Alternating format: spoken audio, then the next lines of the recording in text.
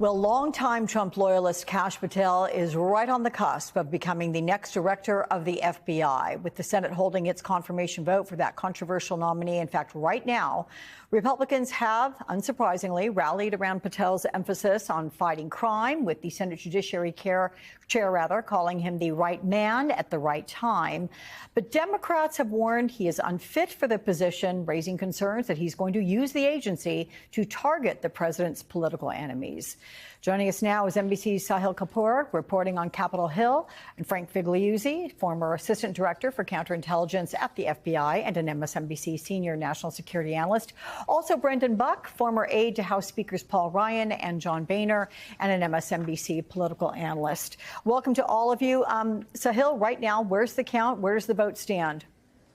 Hey, Alex. Well, this Senate vote on the nomination of Kash Patel to be FBI director is still open, and it's looking like this is going to be a close one to the end because we now have two Republicans who have come out against Kash Patel. The first is Susan Collins, who made her opposition known earlier today. She said in a statement that she's not convinced Mr. Patel is the apolitical nominee that the FBI needs right now. She went on to say that his past 4 years have been characterized by high-profile and aggressive political activity. That's according to her statement. She went on to say Mr. Patel has made numerous politically charged statements in his book and elsewhere, discrediting the work of the FBI, the very institution he has been nominated to lead, unquote. Now, just in the last few minutes, she has been joined by Senator Lisa Murkowski, the moderate from Alaska, who put out a statement saying that she, too, is voting no on Kash Patel in this vote. She says her reservations with Mr. Patel stem from his own prior political activities and how they may influence his leadership. The FBI must be focused on crime and corruption, she argues,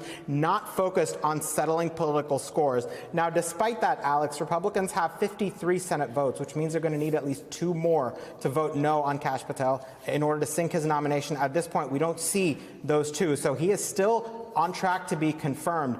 At this point, I think throughout this process, we've seen two versions of Kash Patel. One is the pro-Trump firebrand, who went on radio shows in recent years, backed the idea of law enforcement going after Trump's critics, his perceived political enemies. He wrote a book about his grievances, which Senator Dick Durbin, the top Democrat in the committee, said was essentially an enemies list.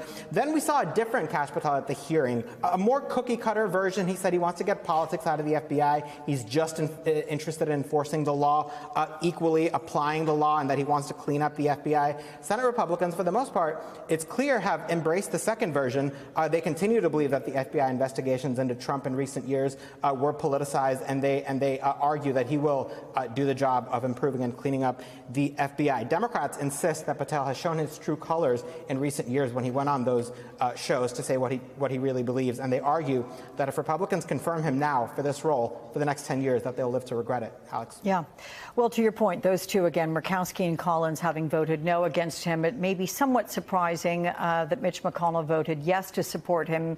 Those were the three that we were keeping a very close eye on with your assistance, Sahil, so thank you for that.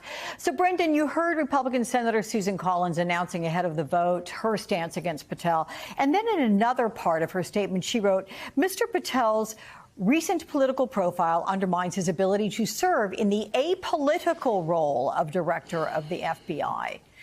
Is it unusual that this isn't resonating more with her colleagues?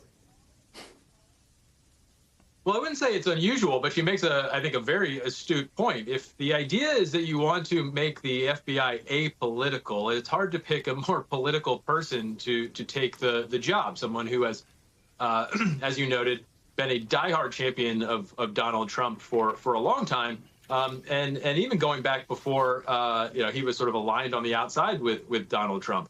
Look, it's not surprising that Republican senators are not persuaded by this, though, and I think it's for an important reason. The things that Kash Patel has said, and I think truly believes, that there is a deep state that was out to get Donald Trump, and January 6th was all about, that was a political, the election was stolen from him, and this was all politics. Those are all standard fare things that Republican senators are forced to say now when they go back to their states and they're talking to their constituents. Now, they'll say with a bit of a wink and a nod, and the deep state. Kash Patel truly believes it, but the point is, you can't be against Kash Patel for believing in a deep state if you also have been talking about the fact that there's a deep state in the federal government. So none of the things that he has said publicly that I think get a lot of people upset are all that different than what most Republican senators basically say anytime they're back home in their states. And you mentioned the deep state, and I have a quote. This is something that he said on a podcast. He said, on day one, I would shut down the FBI Hoover building and reopen it the next day as a museum of the deep state. So given all of this, the tenor of everything, Frank, now that it is edging toward reality, what could a Kash Patel-led FBI look like?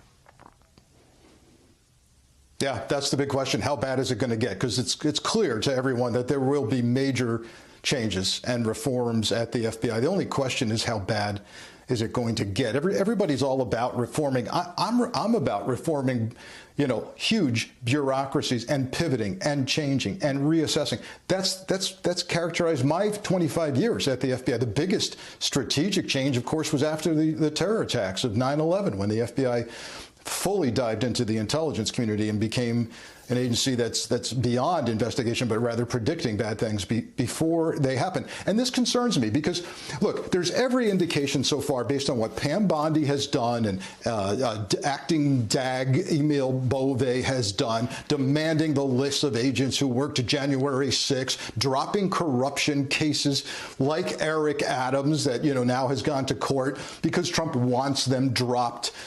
And of course, we understand Patel will work for Bondi and Bove.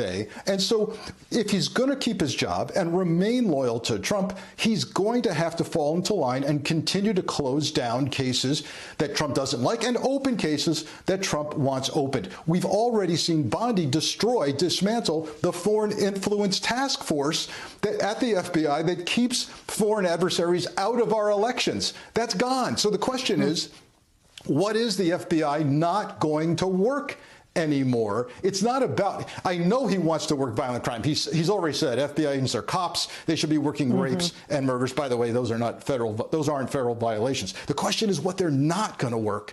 And that's what bothers me. Yeah, understandably so. So, Brendan, before the vote, which is underway, and again, we're keeping an eye on it there on the screen for all of you, Senate Judiciary Democrats made something of a last stand. It was outside the FBI headquarters today. They were speaking out against Patel's nomination. Take a listen to some of what was said. Before even being confirmed as FBI director, Mr. Patel was already seeking retribution on behalf of President Trump. We verified through multiple whistleblowers inside this building and beyond. The new administration is cleansing the ranks of the FBI. He is a yes man for President Trump, already undermining the critical bureau he wants to lead. Kash Patel, mark my words, will cause evil in this building behind us, and Republicans who vote for him will rue that day. So what do you make of Republicans being unfazed, at least publicly, by these alleged red flags? Or are some of them privately concerned, too? What are you hearing? I certainly think there are some of them who are privately concerned, but I don't think they're going to be persuaded by arguments like that. Look, we have a complete lack of trust in institutions in this country, and it's in no small part because of people like Kash Patel and Donald Trump who have made attacks on institutions. But the thing that the Democrats are struggling with right now is they have this full-throated defense of institutions when people just don't believe in them. People want reform in places. And so when they hear that Kash Patel is going to come in and clean up the FBI, that sounds good on its face. Now, as Frank has just discussed, ultimately that's going to come down to what does he actually do? And I don't think it's going to be a matter of him needing to get in line with anybody. If I know anything about Kash Patel, he's going to be the one instigating making changes and coming up with things that he wants the FBI to be doing differently. And so, look, he's going to be confirmed at this point. His legacy and what Democrats have to work with will ultimately come down to what kind of stuff does he get into? What does the FBI stand for going forward? But I don't think just a wholesale defense of institutions is really the political path forward for Democrats. Yeah. What about personnel, Frank? Because Patel would take over the Bureau at a time when several senior FBI officials have been forced out.